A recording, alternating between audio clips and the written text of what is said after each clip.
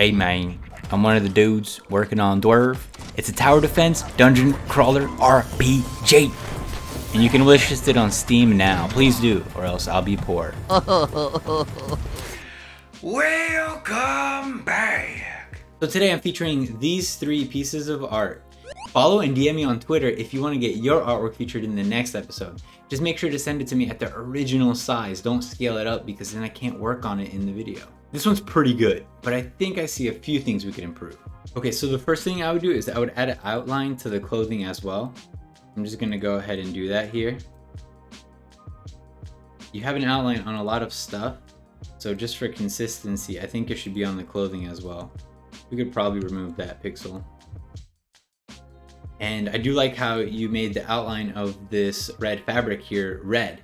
And maybe you could put the outline over here as well, but it's not really necessary to put it everywhere. What you did here is kind of fine, where you just put it on one side. You do have the problem of doing doubles. So if you look, oh, that's an ugly color. If you look here and here, these 2 pixels are stacked, but they really don't have to be. So I would remove that. Don't stack pixels. When you go diagonally, try not to create that L shape. So I noticed it up here too in the hair. We can get rid of it there. Let's see if there's any other doubles. Down here in the hair, looks like you wanted to shade it more using that outline, but I wouldn't shade using the outline. If you want to shade, just use a darker version. Right here you have another one. If you want to shade, just use a darker version of the color inside. Reserve the outline for outlines. If you're having problems with doubles when you're drawing, cool thing about Sprite is that it has this option, Pixel Perfect. And when you click that, check it out. It removes all the doubles. All of these pixels that stack, they're not there. The pixel art program I'm using is called Sprite. Please click the link in the description if you're gonna get it, because if you buy it through Humble, I get a tiny kickback. I'm not sponsored by them.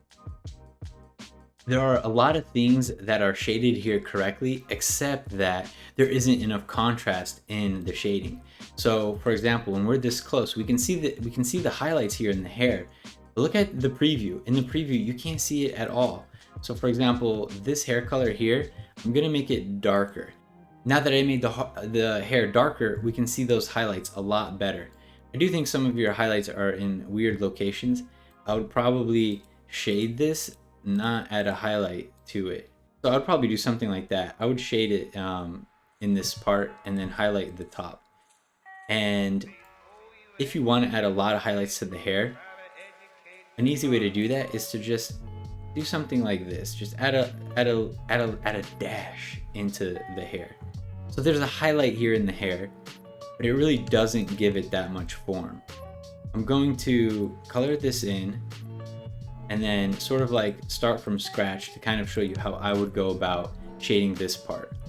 So first thing I would do is I'd make the entire end piece brighter, because this part is pointing up towards the light. And then I would add the highlight here just like you had it.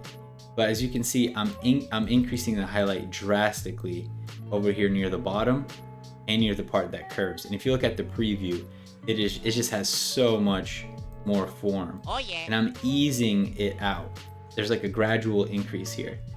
And you could, but I wouldn't add shading down here. You could, and it would look all right, but you'd have to keep it very thin like this. And when you add shading near on both sides, it means that the light is coming from behind. And you can see that on my cheek right, on my face right here. I have light coming from behind. So there's a highlight on the side of my head. And you can do that with any object. You don't have to have a highlight on one side. You can have a highlight on both sides, and it will still emphasize that the object is round. I did a shading video, go find that, and I talk about that technique a lot more.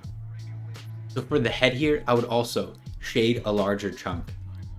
Instead of just having a very thin outline on the edge, I would shade a much bigger portion of this, and it allows you to really show the shape of that object. Also, kind of pick one direction, like let's say from above and a little to the right, and always add a lot more shading there. I'm not gonna thicken the shading on this hair or this hair because it's too thin, but this top part of the head was very thick, so there was plenty of extra shading that could be done. Now this part of the hair, I would also increase the shading. I wouldn't make it just one thick. I would make this shading, since it's near the top, near the light, I would highlight, sorry, not shade. I would highlight all of this, and I would make the shading thin. You had a thin highlight and a lot of shading. I would make the highlight much thicker and make the shading thin. This video is sponsored by Skillshare. Skillshare is a big online learning community where you can learn all sorts of things. It's kind of like a YouTube, but for stuff you want to learn. So I'm using Premiere Pro, and Premiere Pro updates quite often. So it's good for me to like hop on there and, you know, learn the essentials, the new tools and all sorts of stuff. So Daniel Scott, I was watching his videos, and that's how I caught up on Premiere Pro real quick so I could edit these videos. Skillshare is less than $10 a month with the annual subscription, and the first 1,000 people to use the link in my description will get a free trial of Skillshare Premium. I would add a pixel here just to make it look like there's more of a thread coming off of it. If you look at the preview now, it looks more like threads coming off of it. And then these lines here, you can also have some around the waist, because there'd be wrinkles. There'd be wrinkles right around the waist, you know? That's a good spot to add highlights as well. If I had an outline, I might use an outline or a really dark shading right around here to separate the two objects. I think your shading on the fists and the boobs is a little odd. It actually looks pretty decent. I'm not sure what technique you were using, but somehow it came out pretty all right. I don't really think you need to shade the fists this much. If you're doing pixel art, you don't need to add all these details like like fingers and stuff. Just don't do that much detail. You have to really pick and choose what you're gonna put details into, and fingers is just something that I don't think is worth it to put details into when you're doing pixel art. But a few things that I would change is, I think this highlight needs to be darker, because that's the shadow between the fingers, right? Same here, this would probably be darker. And then I guess this is a darker version of that. So I would add this in more locations for this arm here. Honestly, this side just kind of looks like two big giant fingers. I would redo the whole thing. Let me redo this whole fist for you. So the main thing when doing a fist that we want to show, that we want to emphasize, is really we just want to show the thumb. Like sometimes that is all you need to draw, is just the thumb. If you just have the thumb bending over like this, people will know it's a fist. We don't need to draw the separation between every finger. And here I just did the thumb, and already it looks like a fist. I don't really feel like doing that other fist. You guys get the technique. Let's move on to the next art. This one's pretty cute. One of the first things that I noticed that I would do instantly is put a shadow here, put an outline there to separate the skirt. But I would actually make it a darker color of the skirt. So let's say we were going with this pink. I would put the pink here, get a darker version of it, and then near the bottom, just like that, I would do that to separate the two parts, since the skirt's in front, you know? And then for the head, maybe I would have an outline here. But what you did with the darker shading, that's fine too. But the head doesn't look very round. I feel like we need to round it a little bit more. I feel like we got rid of a lot of the shading that was there though. So maybe put this back and that back. And then this color needs to be darker. That could be black. But honestly, I would maybe bring the green in more if we wanted to